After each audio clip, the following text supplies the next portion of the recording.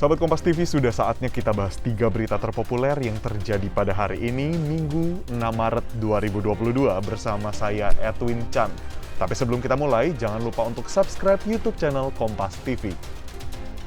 Sahabat Kompas TV, untuk berita yang pertama, kabar baik untuk Anda yang ingin jalan-jalan di masa pandemi, terutama untuk wisatawan asing yang ingin ke Bali karena sudah dibebaskan dari kewajiban karantina mulai besok 7 Maret 2022. Melalui akun Instagramnya, Menteri Pariwisata dan Ekonomi Kreatif Sandiaga Uno menyatakan aturan Bali membuka kedatangan wisatawan asing tanpa karantina sudah mendapatkan arahan dari Presiden Joko Widodo. Adapun uji coba bebas karantina dilakukan terhadap pelaku perjalanan luar negeri yang telah mendapatkan vaksinasi lengkap dan booster.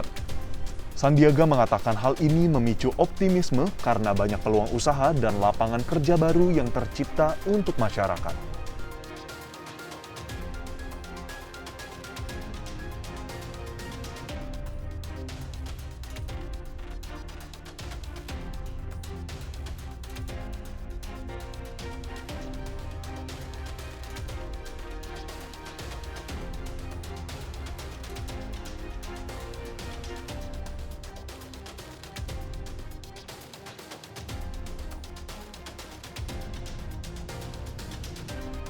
Berita berikutnya, sejumlah calon penumpang maskapai Citylink menumpuk di Bandara Juanda.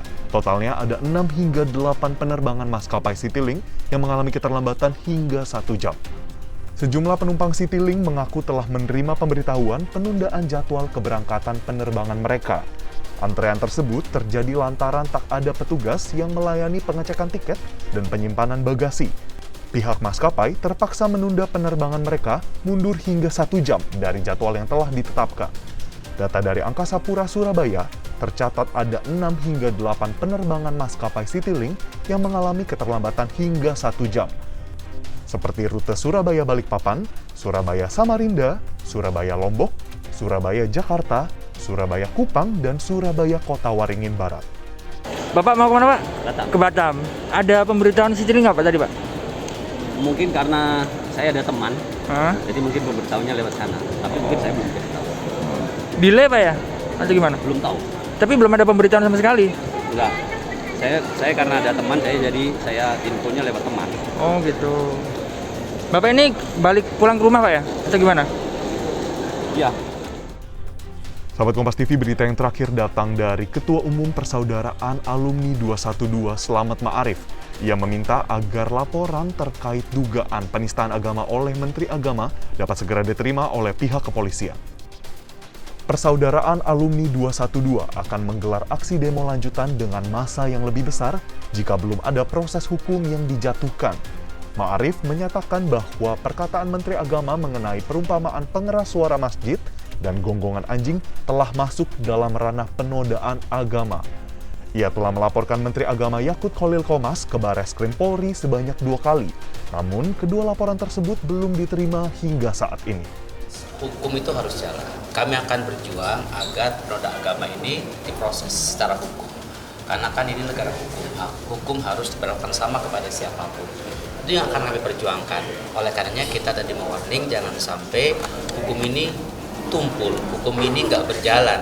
Nanti bisa menimbulkan seperti yang 2016, karena hukum tidak berjalan, penodaan agama terkesan dilindungi oleh pemerintah. Nah, ini kita nggak ingin terjadi seperti ini. Oleh karenanya, segera laporan yang sudah diterima oleh Polda manapun dan yang akan dilaporkan oleh kami ke Barreskrim diterima dan diproses secara hukum. Kalau diterima berarti batal aksi yang ada di... Iya, kita akan mengkawal. Kalau proses itu diterima, kemudian diproses, kita akan kawal. Tapi kalau nggak diproses, ya kita akan turun lagi kan gitu. Kan kita tugasnya mengawal, ya, mengawal agar proses ini berjalan. Dan itulah dia 3 berita terpopuler yang terjadi pada hari ini. Sahabat Kompas TV, pastikan Anda selalu sehat dan menaati protokol kesehatan. Sebarkan berita ini, berikan like dan juga komen. Yang terakhir, sudah di akhir pekan, semangat untuk besok menyambut hari Senin. Salam sehat.